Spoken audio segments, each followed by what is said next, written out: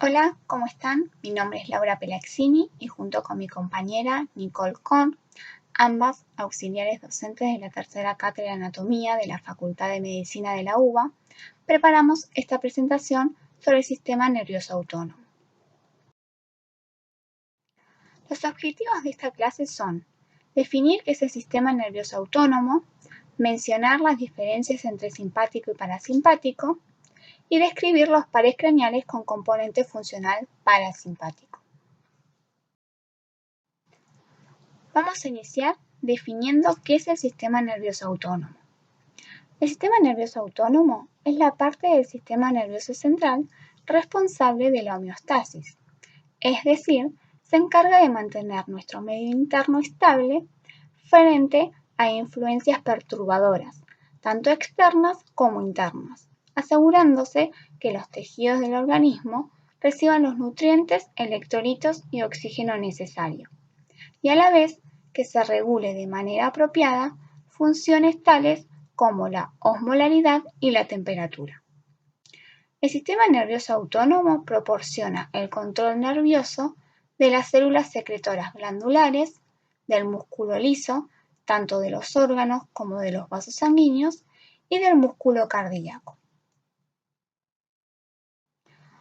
Como les dije antes, el sistema nervioso autónomo forma parte del sistema nervioso central, junto con el sistema nervioso somático.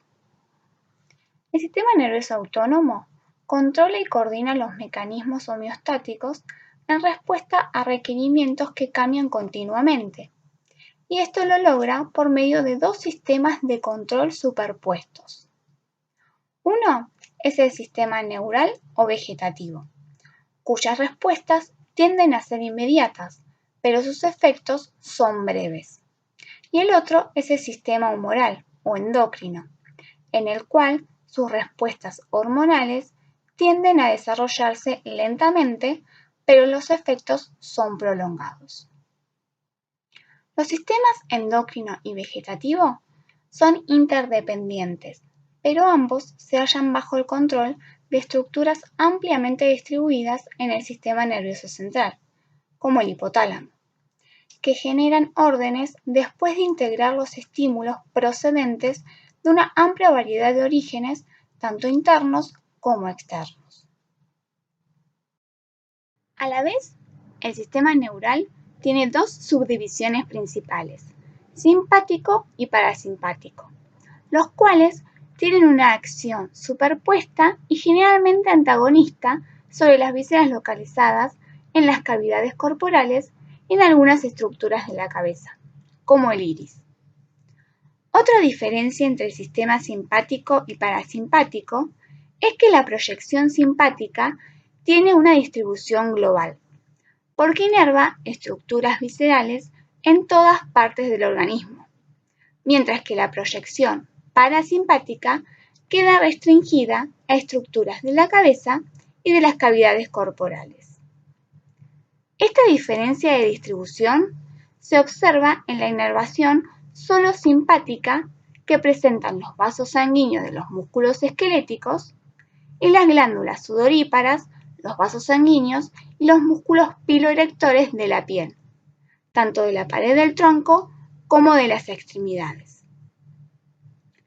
Una forma más simple de relacionar cómo es la distribución de las proyecciones nerviosas de cada sistema es, en forma general, relacionar el sistema simpático con la lucha y huida y al sistema parasimpático con la relajación. Esta diferencia es debido a las concentraciones de adrenalina y noradrenalina en sangre que habría en cierta situación que nos encontremos. Por ejemplo, el sistema simpático predomina al momento de hacer ejercicio, cuando nos asustamos o al momento de rendir un examen. Y el sistema parasimpático va a predominar en el momento después de comer, en un día de spa o al momento de estar leyendo un libro.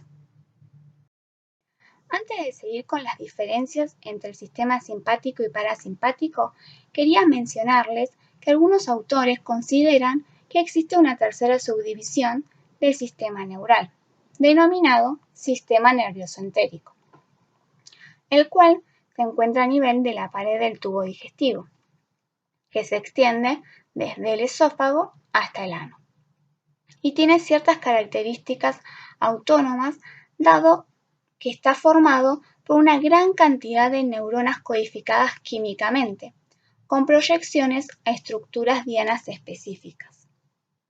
Estas neuronas forman dos plexos, el plexo mientérico y el plexo submucoso, que se encargan de las funciones reflejas básicas de secreción, absorción, mezcla y propulsión del contenido de su luz, con un importante grado de independencia de la regulación por el sistema nervioso central.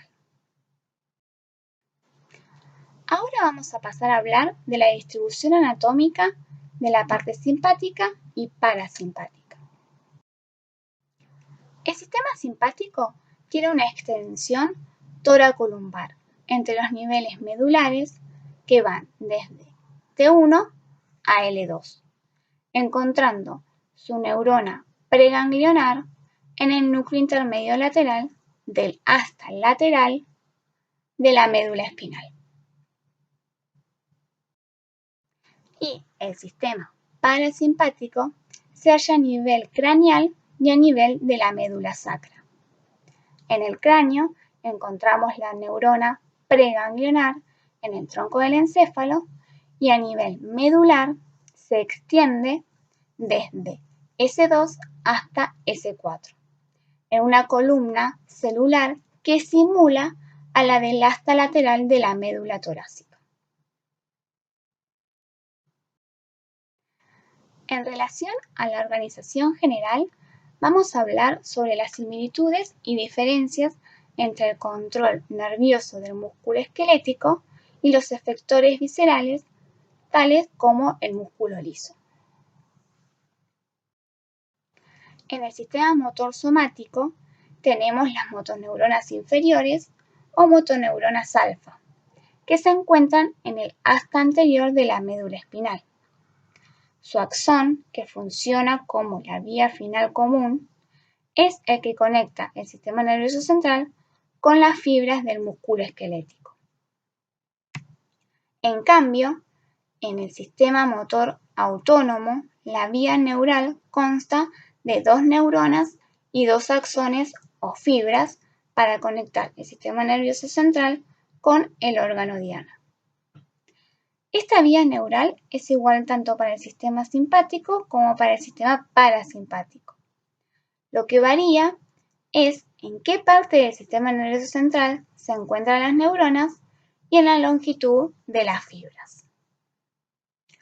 La primera neurona, denominada neurona preganglionar, se encuentra en el sistema nervioso central, que puede ser en el tronco del encéfalo o en la médula espinal. Su axón, que es la fibra preganglionar, hace sinapsis con la segunda neurona, llamada neurona postganglionar, que se halla en un ganglio autónomo, de donde nace su axón, que es la fibra postganglionar, la cual se dirige a las células efectoras del órgano diana, los cuales pueden ser el músculo liso de los órganos y de los vasos sanguíneos, el músculo cardíaco y las glándulas. Ahora vamos a pasar a hablar de la organización general de cada uno de los sistemas. Vamos a iniciar con el sistema parasimpático. En la vía del sistema parasimpático vamos a tener a la neurona preganglionar en los núcleos del tronco del encéfalo y en la médula sacra. Su fibra preganglionar va en busca de la segunda neurona o neurona postganglionar, la cual se encuentra en los ganglios autónomos a nivel del cráneo y a nivel de las paredes de los órganos, y de la cual nace la fibra postganglionar, la cual llega a los órganos dianas, que son el músculo liso, el músculo cardíaco y las glándulas. La diferencia de longitud de la fibra preganglionar larga y la posganglionar corta es debido a la diferencia de recorrido que tienen cada una para encontrar su órgano diana.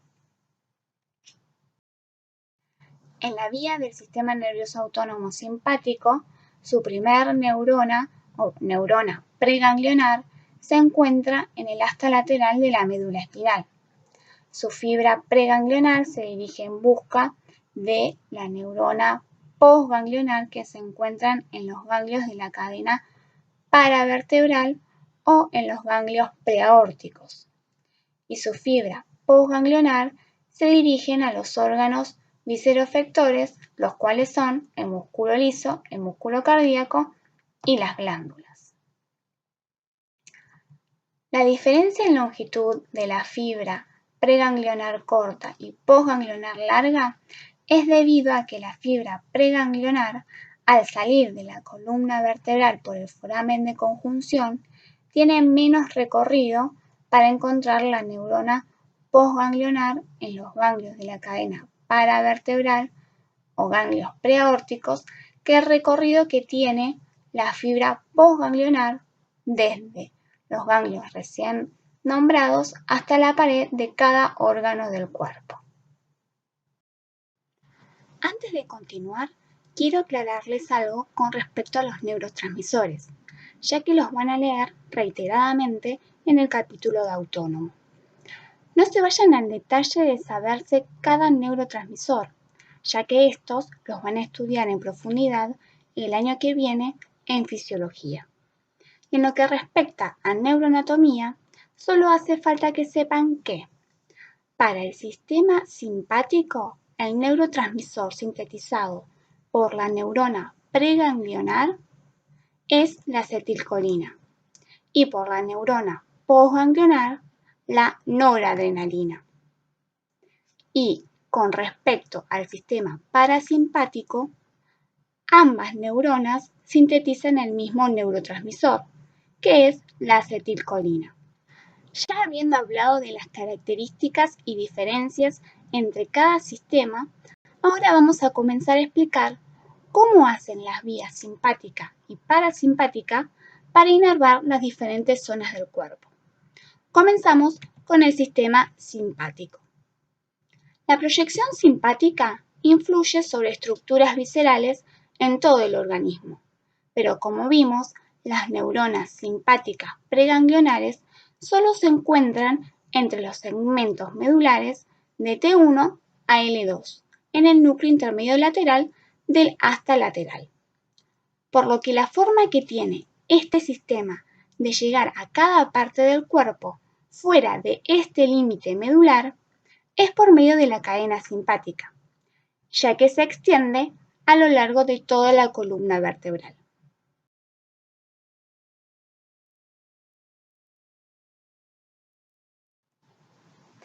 Para entender cómo el sistema simpático llega a todas partes del cuerpo, vamos a hablar de los diferentes caminos que puede tomar la fibra preganglionar simpática para encontrar su neurona posganglionar en los ganglios de la cadena simpática o preaórticos, por medio de los ramos comunicantes grises y blancos.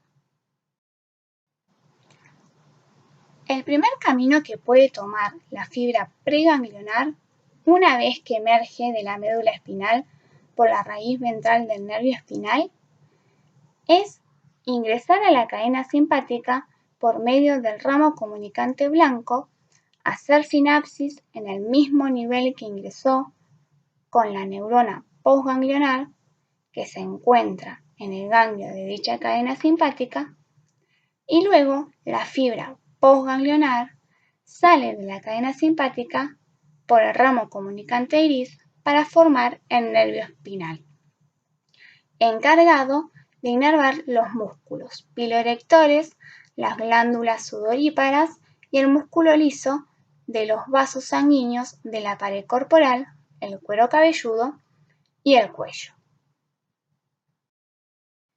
El segundo camino que puede tomar la fibra preganglionar es ingresar a la cadena simpática por el ramo comunicante blanco y ascender o descender en ella para hacer sinapsis con la neurona postganglionar en ganglios de esta cadena, pero a diferente nivel medular del que emergió la fibra preganglionar, y cuyos axones, es decir, la fibra postganglionar, puede unirse a los nervios espinales, como representa en la imagen A la flecha de color rojo, o dirigirse hacia estructuras de la cabeza, como representa en la imagen A la flecha de color azul que asciende, o dirigirse hacia todas las estructuras de la cavidad torácica, como muestra en la imagen B la flecha de color rojo.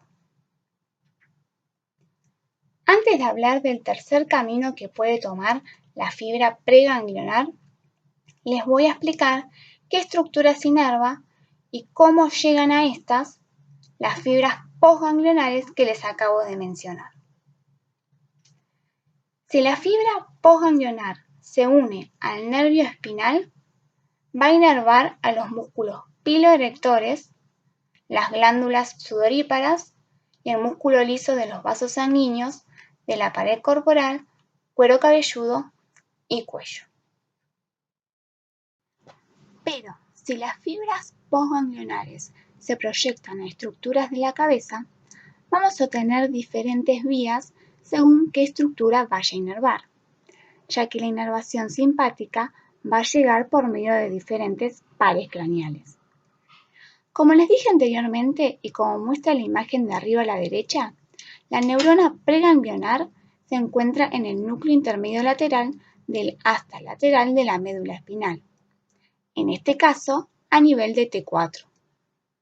La fibra preganglionar sale de la médula por la raíz ventral del nervio espinal y para ingresar a la cadena simpática lo hace por medio del ramo comunicante blanco y asciende por dicha cadena hasta llegar al ganglio cervical superior, donde se encuentra su neurona postganglionar.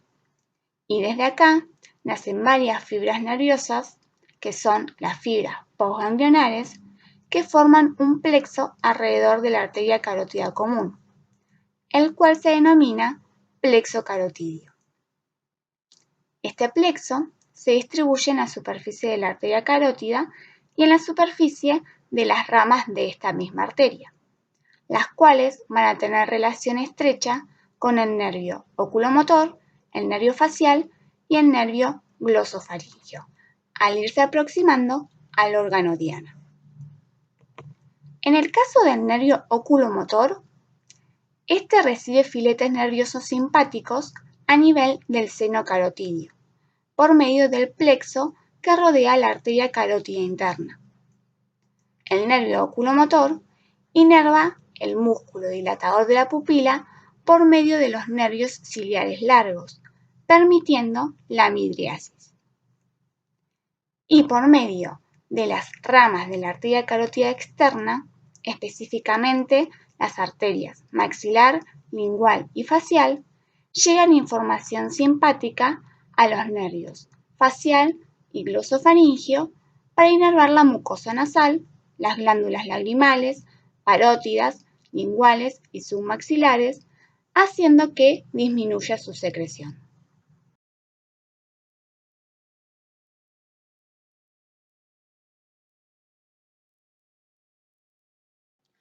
Por último, en relación al segundo camino que puede tomar la fibra preganglionar, nos queda hablar de que si la fibra postganglionar se dirige de forma directa al tórax, va a inervar el corazón y los pulmones. Para inervar ambos órganos, la vía inicia de igual manera. Como pueden ver en la esquina superior derecha, la neurona preganglionar está en el núcleo intermedio lateral del asta lateral de la médula espinal.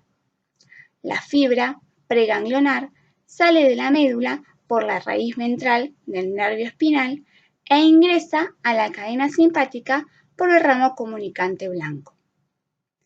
La neurona postganglionar se encuentra en los ganglios cervicales de la cadena simpática, en el caso de la vía del corazón, y en los ganglios torácicos de la cadena simpática, más específicamente a nivel de T1 a T4 en el caso de la vía de los pulmones. Y la fibra postganglionar sale directamente de estos ganglios para dirigirse a los órganos respectivos, generando, en el caso del corazón, taquicardia, es decir, aumento de la frecuencia cardíaca, y en el caso de los pulmones, broncodilatación. Para que lo recuerden mejor, piensen que están haciendo ejercicio, por lo que sus músculos necesitan más sangre y más oxígeno. Entonces, el sistema simpático sensa esta demanda, por lo que estimula al corazón a inyectar sangre más rápido de lo normal a los músculos. Es decir, que van a encontrarse en un estado de taquicardia y estimula la dilatación de los bronquios para que ingrese más oxígeno porque éste se está utilizando más rápido de lo normal.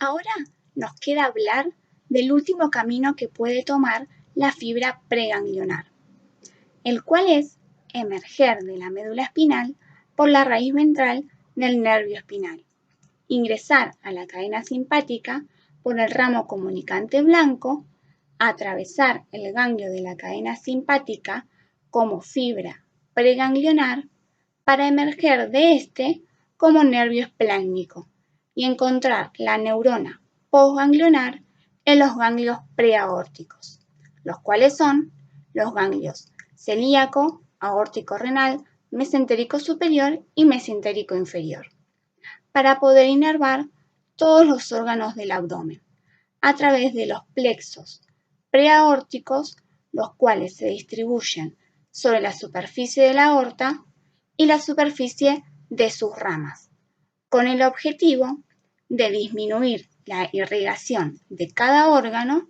y el peristaltismo intestinal.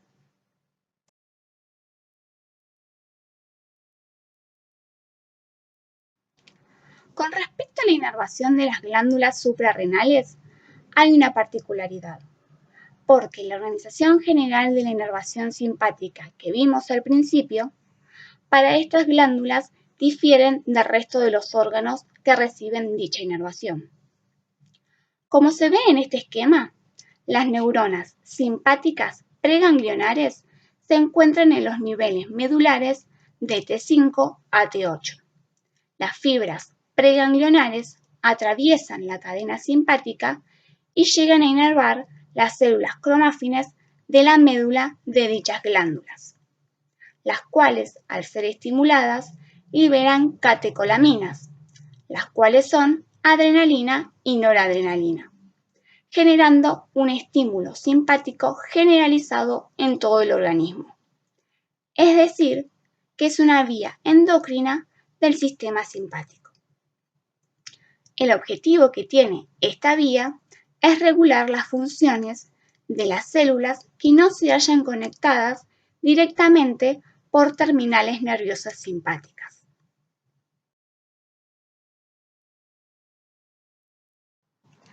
Para terminar con el sistema simpático, nos queda hablar de la inervación de los órganos pélvicos. La neurona preganglionar se encuentra en el núcleo intermedio lateral del asta lateral de los niveles medulares torácicos inferiores y lumbares. La fibra preganglionar, que son los nervios esplácnicos pélvicos, se dirigen a los ganglios mesentéricos inferiores, en donde está la neurona postganglionar. Y por medio del plexo hipogástrico, que representa a las fibras postganglionares, la inervación simpática llega a los órganos pélvicos, generando en la vejiga una disminución en la micción, en el recto una disminución de las ganas de defecar y a nivel de los órganos genitales internos permite en el caso femenino la ovulación y en el caso masculino la eyaculación. Ahora vamos a hablar sobre el sistema parasimpático. Dicho sistema tiene una distribución más restringida en comparación con el sistema simpático. Sus neuronas preganglionares las encontramos a nivel del tronco del encéfalo, en los núcleos de los pares craneales, oculomotor, facial, glosofaringio y vago, y a nivel de la médula sacra, que se extiende desde S2 a S4, en el núcleo intermedio lateral. Vamos a iniciar hablando de cómo es la vía de inervación en cada par craneal que acabo de mencionar. Iniciamos con el nervio oculomotor, que tiene su neurona preganglionar en el núcleo de Edinger-Westphal, a nivel del mesencéfalo del tronco encefálico. Las fibras preganglionares viajan por el nervio oculomotor para llegar al núcleo ciliar, en donde está la neurona postganglionar. Y de esta nacen las fibras postganglionares, que son los nervios ciliares cortos, para inervar al músculo esfínter de la pupila, generando miosis, y al músculo ciliar, permitiendo la acomodación para la visión cercana. Con respecto al nervio facial, su neurona preganglionar se encuentra en el núcleo salivar superior a nivel del puente del tronco encefálico. Las fibras preganglionares viajan por el nervio facial y luego por su nervio petroso mayor, el cual se une al nervio petroso profundo para formar el nervio del conducto pterigoideo. Este llega a la neurona postganglionar a nivel del ganglio pterigoideo, del cual nacen varias fibras postganglionares, que algunas van a las glándulas lagrimales y otras a la mucosa nasal y a las glándulas palatinas, con el objetivo de estimular su secreción. Otras fibras preganglionales del nervio facial viajan por el nervio cuerda del tímpano, el cual se une al nervio lingual, ramo del nervio mandibular, que a su vez es ramo del nervio trigémino, para llegar al ganglio submandibular, donde se encuentra la neurona postganglionar, de la cual nacen las fibras postganglionares que inervan las glándulas submandibulares y sublinguales, estimulando su secreción. En relación con el nervio glosofaringio, su neurona preganglionar está en el núcleo salivar inferior, que se encuentra en el bulbo del tronco encefálico.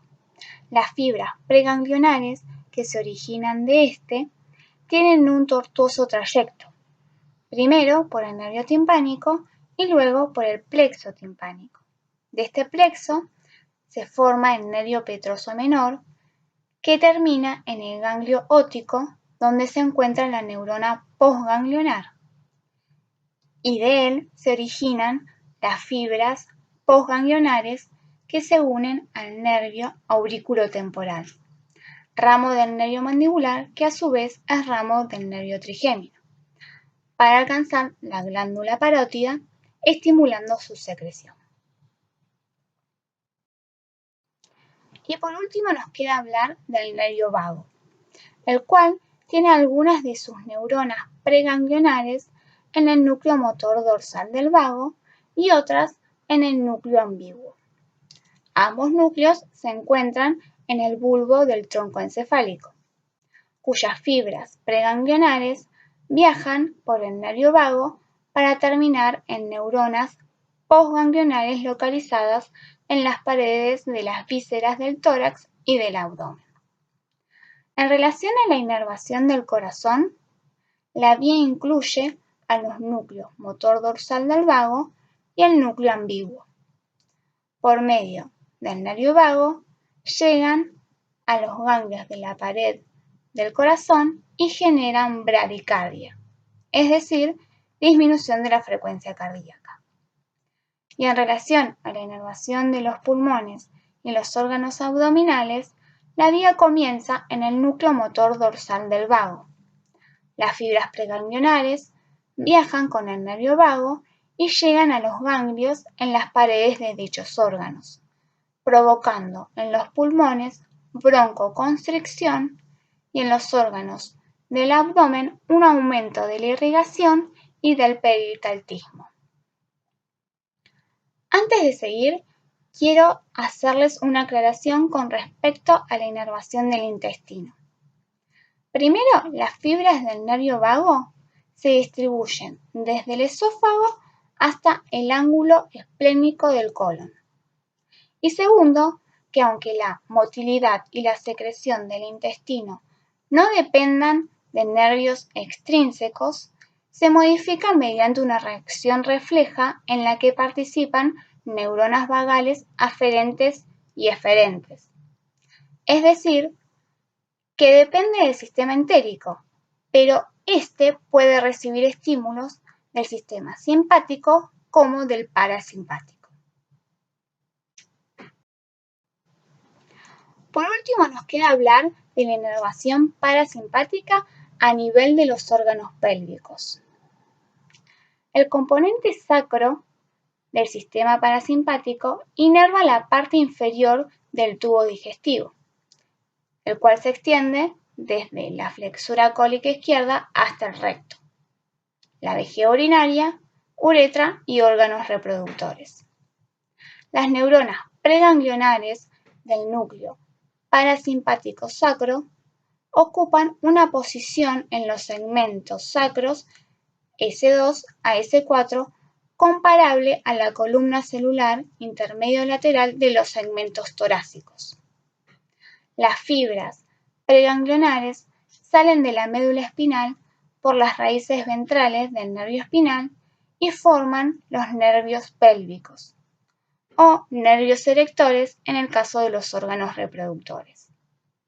Estos nervios se mezclan con fibras simpáticas de los plexos hipogástricos inferiores para formar el plexo pélvico, es decir, las fibras postganglionares, que se colocan en la superficie del recto, vejiga y útero, con el objetivo de estimular el vaciamiento del intestino grueso y la vejiga urinaria, también bajo un control voluntario. Y en relación a los órganos reproductores, permite la erección del clítoris como del pene.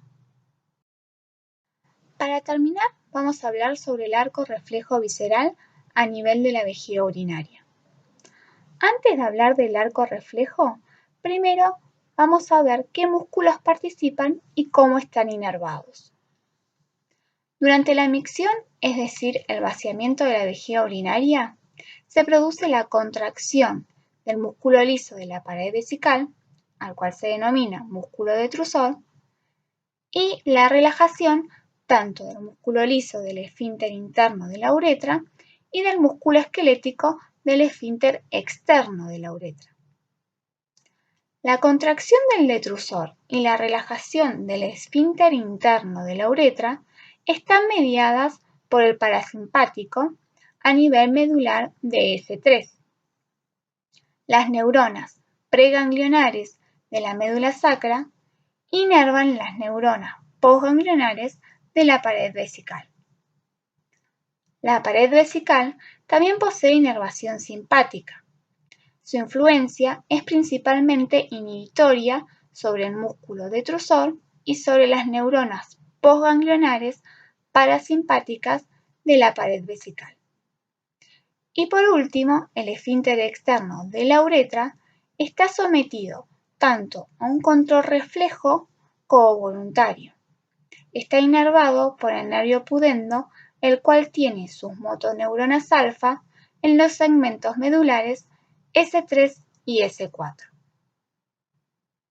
En relación al arco reflejo de la micción, ocurre debido que a medida que se va acumulando la orina, la presión sobre la pared vesical activa los receptores de tensión hasta que el aumento de la actividad aferente vesical alcanza un nivel umbral, el cual produce la inhibición de la eferencia simpática, la activación de la proyección parasimpática y la inhibición de las motoneuronas somáticas que inervan el músculo del esfínter externo de la uretra.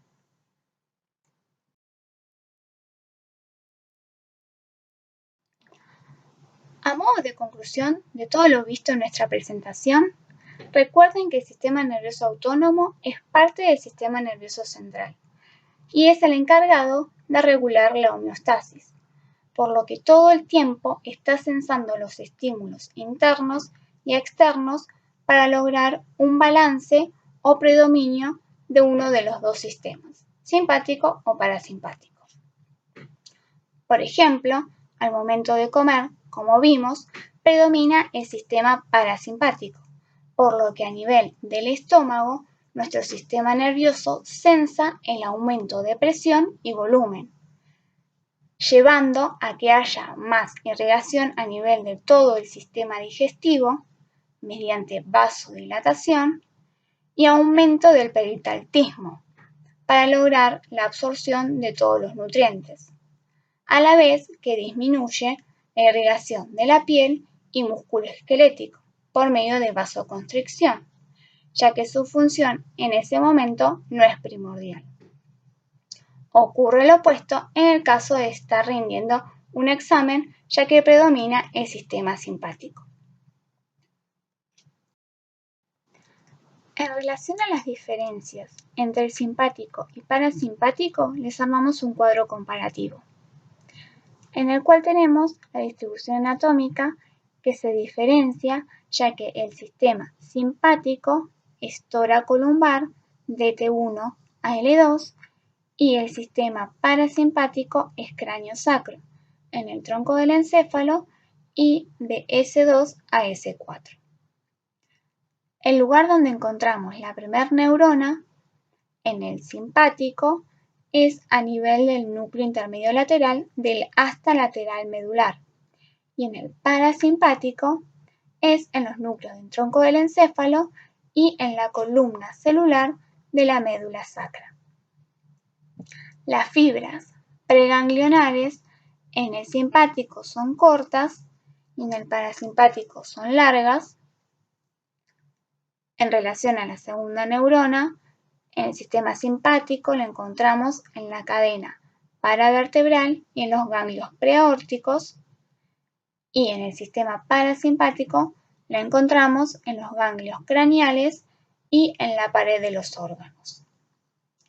Las fibras postganglionares del simpático son largas y las del parasimpático son cortas, y en relación a lo que inervan, ambos sistemas inervan glándulas, músculo liso, tanto de los órganos como de los vasos sanguíneos, y músculo cardíaco. Y para finalizar, recuerden que los pares craneales que tienen información parasimpática son el nervio oculomotor por medio del núcleo de Edinger-Westphal a nivel del mesencéfalo del tronco encefálico, el nervio facial por medio del núcleo salivar superior a nivel del puente del tronco encefálico, el nervio glosofaríngeo por medio del núcleo salivar inferior a nivel del bulbo del tronco encefálico y el nervio vago por medio del núcleo motor dorsal del vago y el núcleo ambiguo, también a nivel del bulbo del tronco encefálico. Y no se olviden que la información simpática que llevan estos pares craneales provienen de la médula espinal a nivel torácico, donde está su neurona preganglionar. La fibra preganglionar asciende por la cadena simpática hasta el ganglio cervical superior, en donde se encuentra su neurona postganglionar, y de la que nacen las fibras postganglionares formando el plexo carotidio, del cual surgen fibras para estos pares craneales para ir a inervar sus órganos diana. Espero que les haya sido útil. Por cualquier consulta, nos encontramos en el foro del aula virtual de la cátedra. Además, les dejamos la bibliografía empleada. Muchas gracias por su atención y éxitos en todos sus exámenes.